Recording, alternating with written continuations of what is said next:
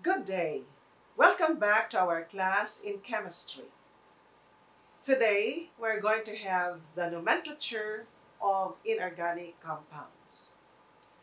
The general rule in naming the inorganic compounds is that write and name the cations first and the anions last.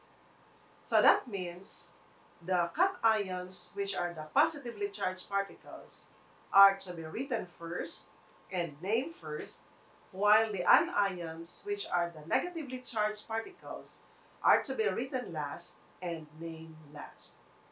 If you are going to recall, these positively charged particles, or the cations, belong to the 1A family, the 2A family, the 3A family, some of the 4A family, and all the transition elements.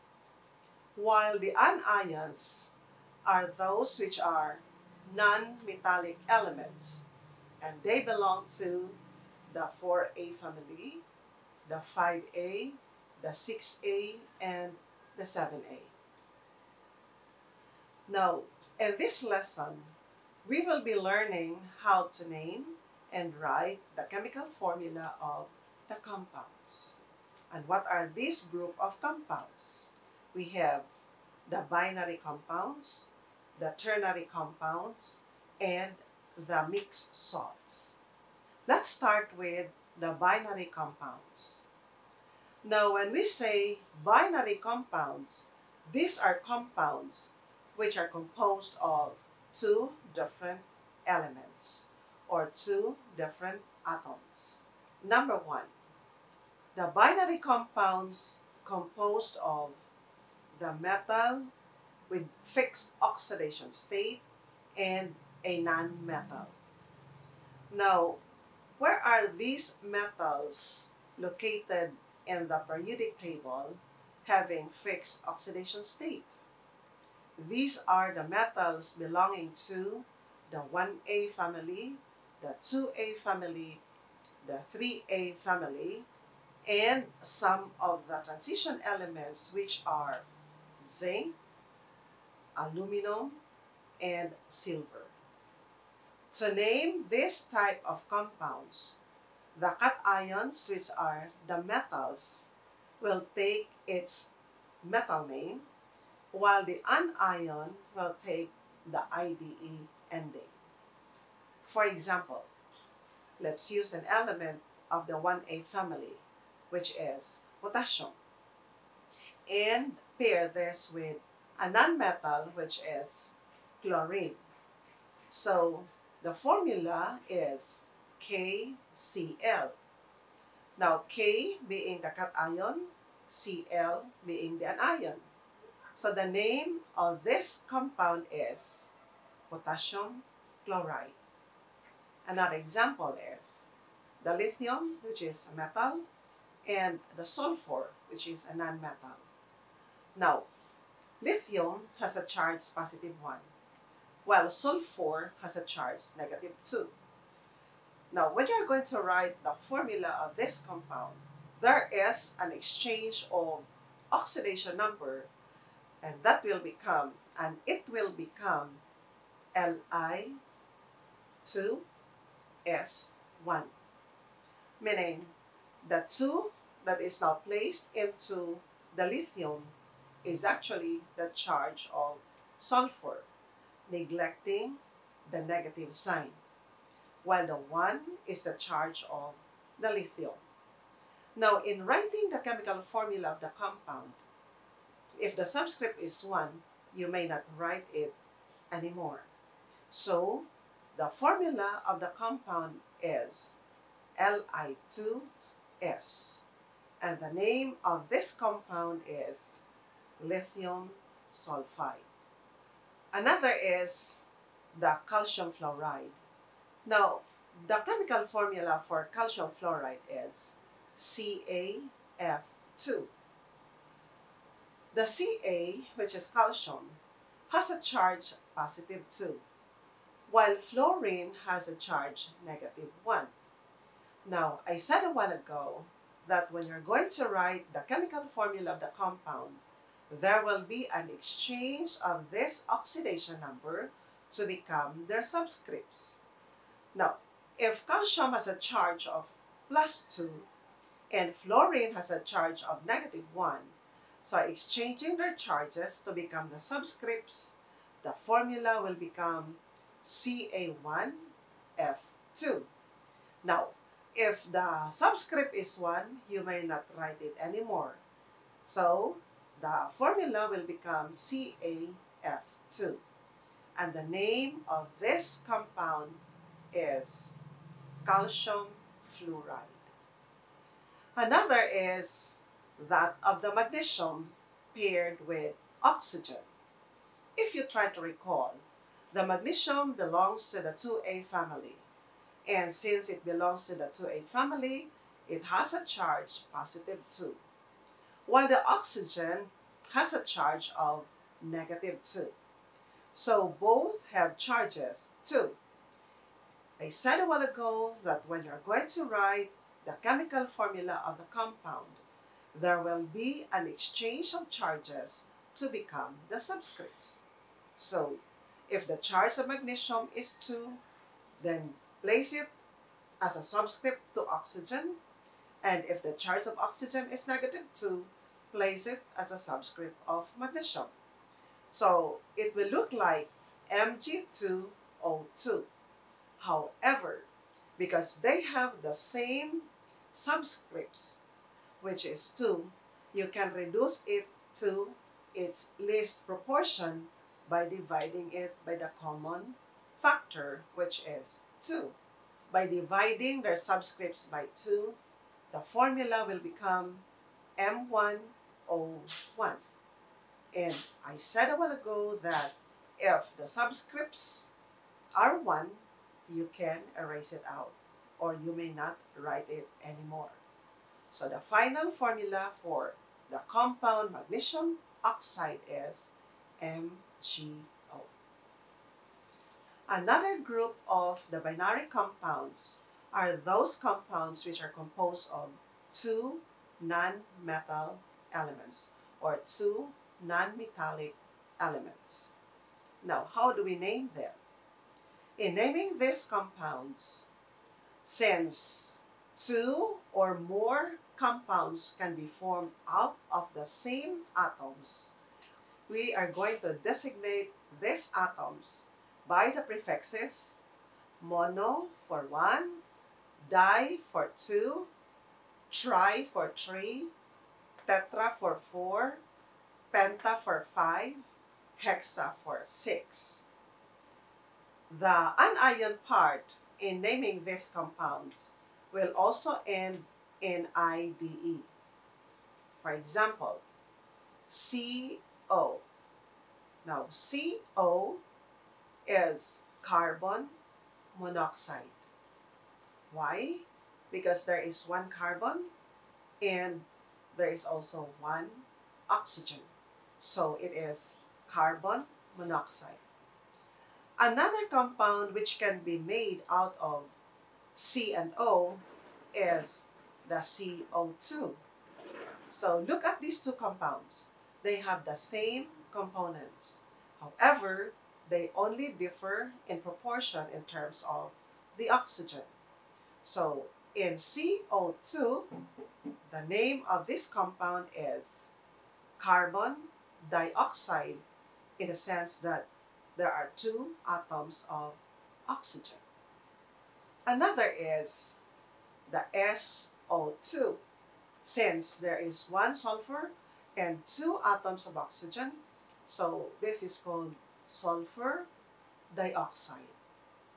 Another is the SO3.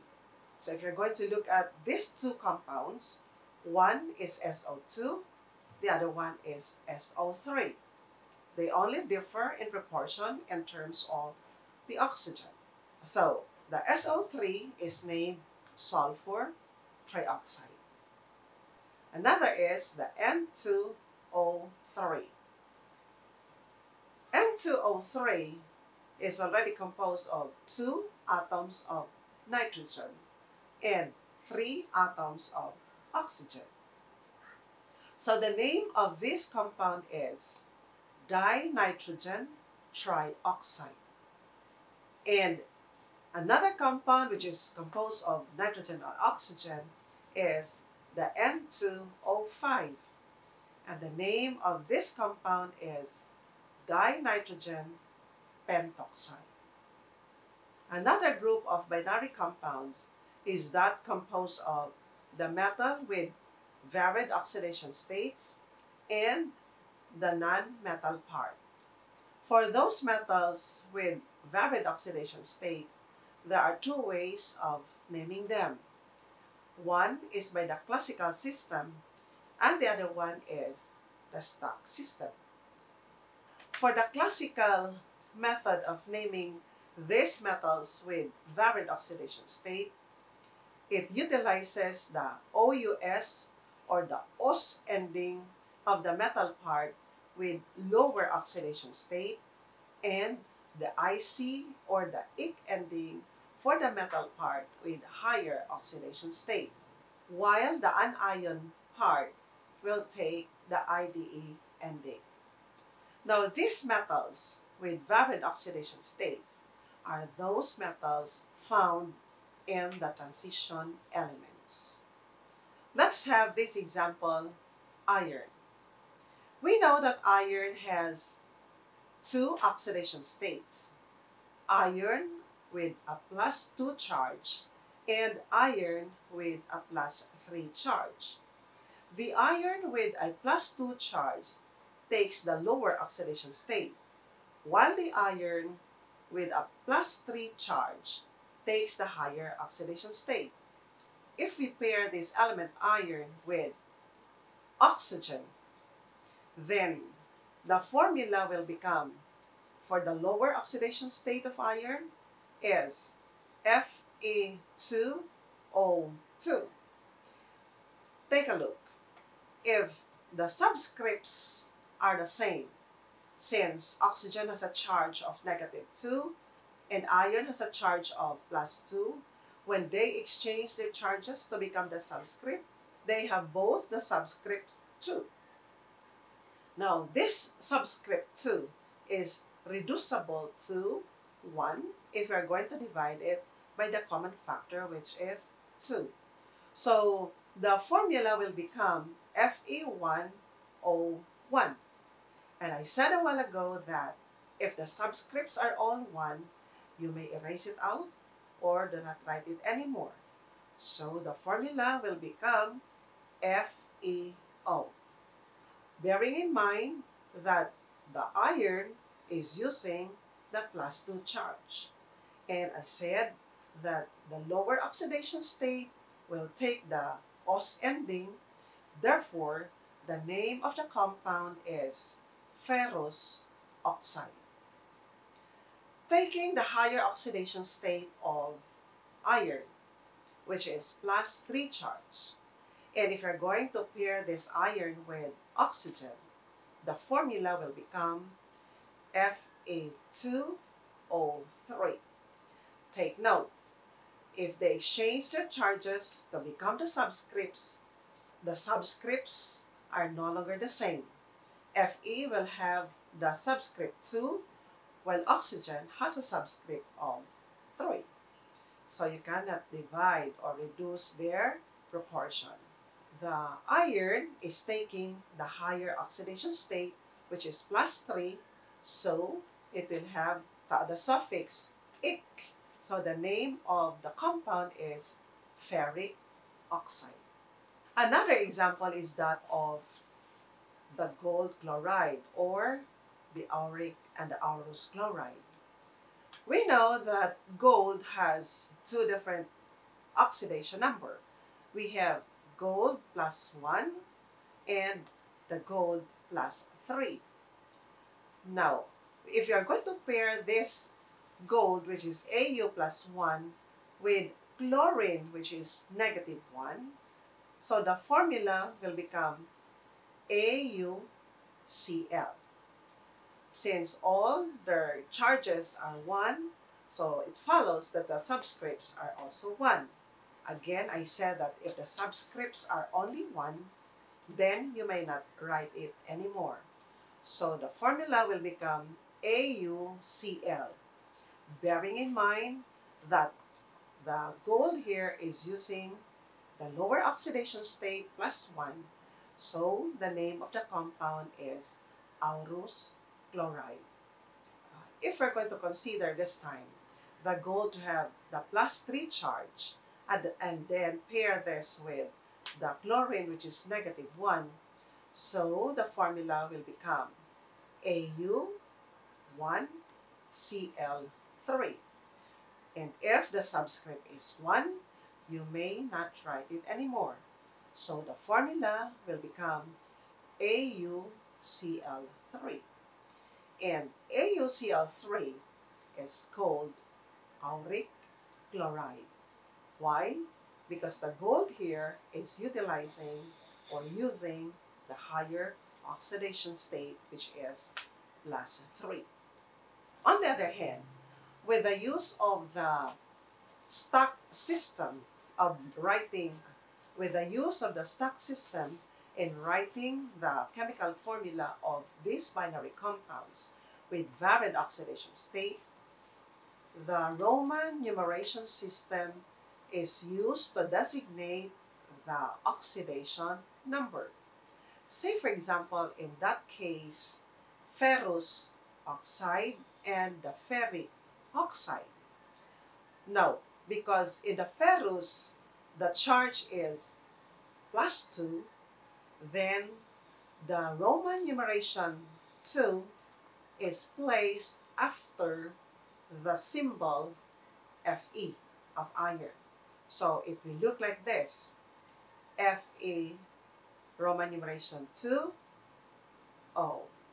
So that is iron. And how is it being read? It is iron 2 oxide. In the case of the iron utilizing the plus 3 charge, then you may write it in the stock system as Fe, the numeration system 3, then O. And that is read as iron 3 oxide. Another example is that of lead. Lead has a higher oxidation state of plus 4. If you're going to pair this with chlorine with a charge negative 1, then you can write the formula as Pb, then the Roman numeration system 4, and followed by chlorine, Cl. And when you're going to read the name of this compound, it is lead 4 chloride. Another group of the binary compounds is the binary acids. Now, binary acids are acids which contains hydrogen and another non-metal element. Non-metallic elements, by the way, are acid forming. In this case, the hydrogen goes together with another non-metal. Now, how are we going to name them? This binary compound, when it is yet in the gaseous state, the name will take the hydrogen as its cation, while the anion part will take the IDE ending. But when this binary compound is in the liquid state, the hydrogen will take only the name hydro, while the anion part will take the IC or the ic ending. For example, the HCl. HCl is composed of the hydrogen and the chlorine. In the gaseous state, this is only called hydrogen chloride. Take note, because this is yet in the gaseous state, it is called hydrogen chloride. But when we add water to this in order to liquefy it, it will become in the liquid state. So it is HCl with a subscript L. That means liquid. And the name of this compound now is hydrochloric acid. Another is the HF. HF in the gaseous state is called hydrogen fluoride. But when HF is in the liquid state, this is called hydrofluoric acid. Another one, the HBr. If it is in the gaseous state, it is called hydrogen bromide. But if it is already in the liquid state, it is called hydrobromic acid. Another is the H2S. As a gas, it is called hydrogen sulfide. But in the liquid state, it is called hydrosulfuric acid. Now, we will continue the discussion on the nomenclature of inorganic compounds next meeting. So that would be all for today. This is your teacher, Professor Nisitas Ruiz of Holy Name University.